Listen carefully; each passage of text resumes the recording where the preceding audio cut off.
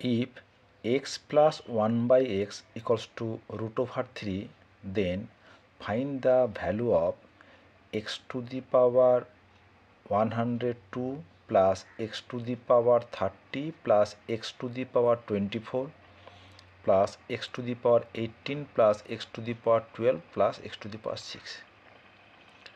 আমাদের দেওয়া আছে যে x plus 1 by x equal যদি রুট ওভার 3 হয়, তাহলে x to the power 102 plus x to the power 30 plus x to the power 24 plus x to the power 18 plus x to the power 12 plus x to the power 6 এই রাশিমালার মান বের করতে হবে। এখানে লক্ষ্য করে দেখো যে এই যে 6, 12, 18, 24, 30, 102 এরা সবাই কিন্তু 6-এর মাল্টিপল।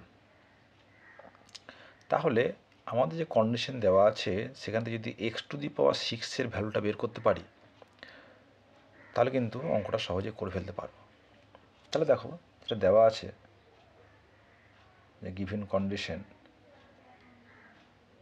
কি দেওয়া আছে, x plus 1 by x equals to root over 3। এখন যদি বোথ সাইডে আমরা হোল কিউব করে নিই, তা কী পাবো, কী করছি, এটাকে আমরা হোল কিউব করছি।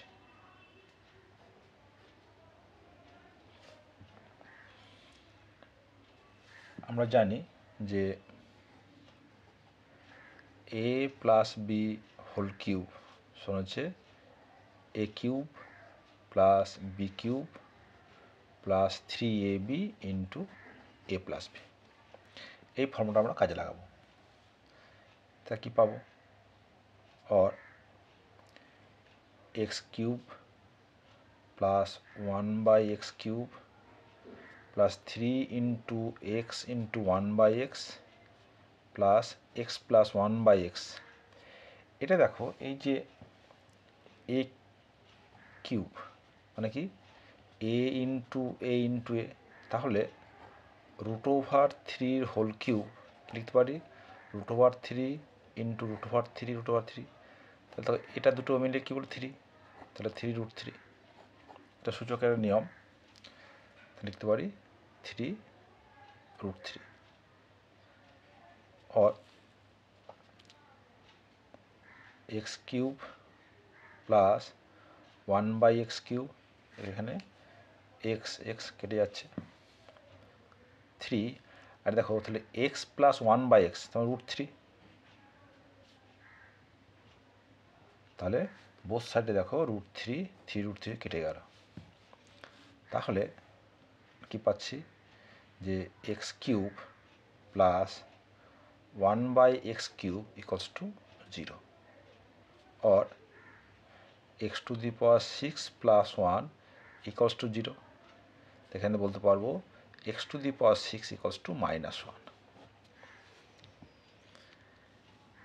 এইবার আমরা সূচকের আর একটা নিয়ম জানি যে a to the power m into n সমান a to the power m whole to the power n।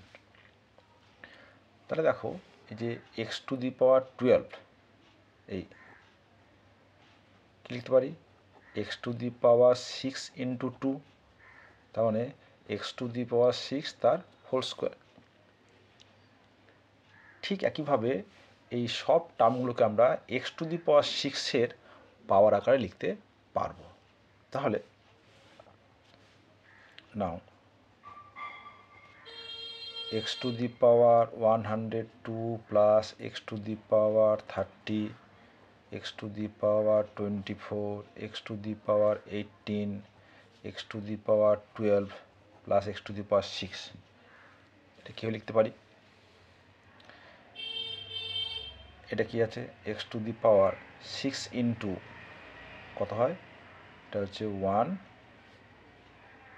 17 plus x to the power 30 6 into 5, x to the power 24 6 into 4, x to the power 18 6 into 3, x to the power 12 6 into 2, আর এটা যেমন থাকলো।